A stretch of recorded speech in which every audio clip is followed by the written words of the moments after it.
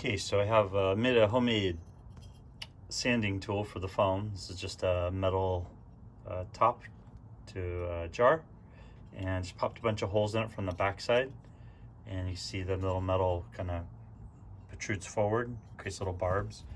And let's see if I can hold this in the camera at the same time, but you'll see it does a really good job of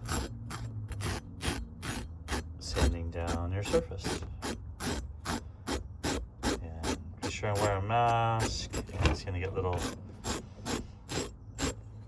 chunks everywhere. This is really working well.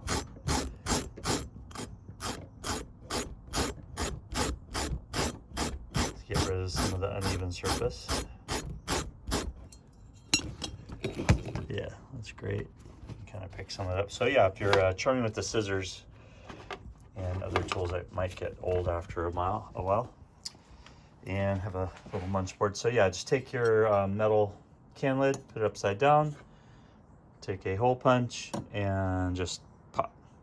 Just popped a bunch of, and I went too light at first, and they barely stuck through, but I punched a little harder, and they came out a little mushroomed out a little bit harder. So yeah, it's going to be really useful. And I'm going to take this other one and just kind of punch around the edges, and maybe I could just have a little more controlled area. That's such a larger surface area. Another thing you could do is take a razor blade and just glue it to a popsicle stick. This is one of these really good professional razor blades, and then definitely you can go through here and shave any little barbs that you're not happy with. Okay, then what I'm going to do most of my work is with a actual barrel Dremel bit. It's got a little sandpaper, a little high grit, and if I turn this on, it's gonna be a little loud, sorry. Really nice and low, and you want to go in with the direction of the blade, and I'm gonna kind of touch that lightly, going with the direction each time.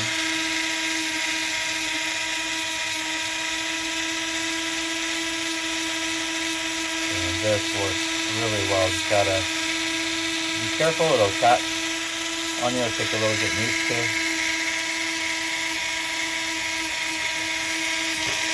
And I'll turn on my dust collector so I can have like a little stop back.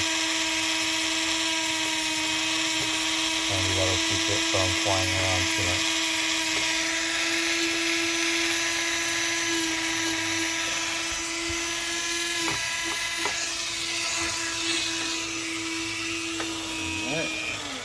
So those are some basic methods. I like to use my air compressor too, and kind of do a complete blowout on any of the foam debris before I'm adding any adhesives and applying the skin texture. You see he's kind of softening up real nice in some areas. And for this character, I started off as just an experiment, but I'm kind of starting to like the character. But what happened is the eyes got a little too bulgy, so they stick up really high, and it keeps getting the ET vibes. So what I'm going to do is I'm actually going to cut these off from behind here. I'm going to cut these eyes out, and I'm going to put smaller eyes in, and I'm also going to cut his jaw off.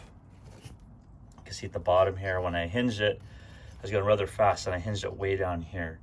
And what I actually want is to give him like a little sly smile, so the bill kind of curves upward back in here. And so I'm going to cut this off, and I'm going to drill 2 holes in the foam. You said I may give him a throat as well, and I'm going to really reattach with the wires going in, and maybe 3D print the bottom bill. We'll see how that goes.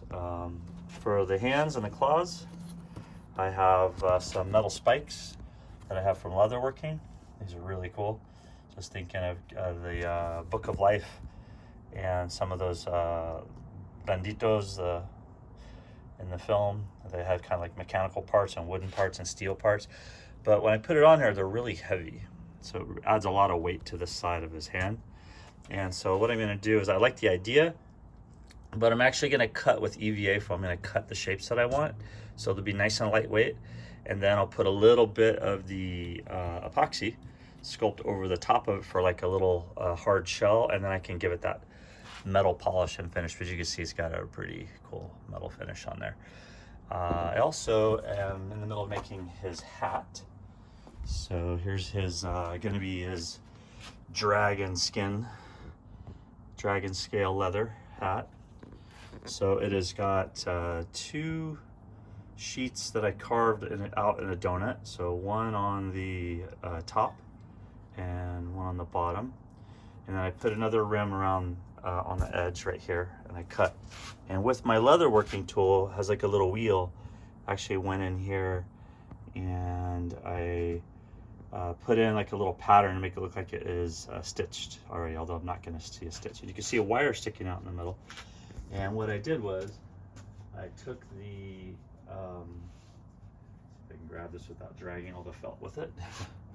So I took my little wire mesh here, and you could just do this with aluminum foil if you want to, that works just fine. So I took my wire mesh, I drew out my donut shape on there, and then I just cut it with scissors. It cuts really easily. And I then used my barges glue, and I glued the leather to the metal. So what that lets me do is this lets me get a really fine, I can actually animate his hat because the wire mesh is inside.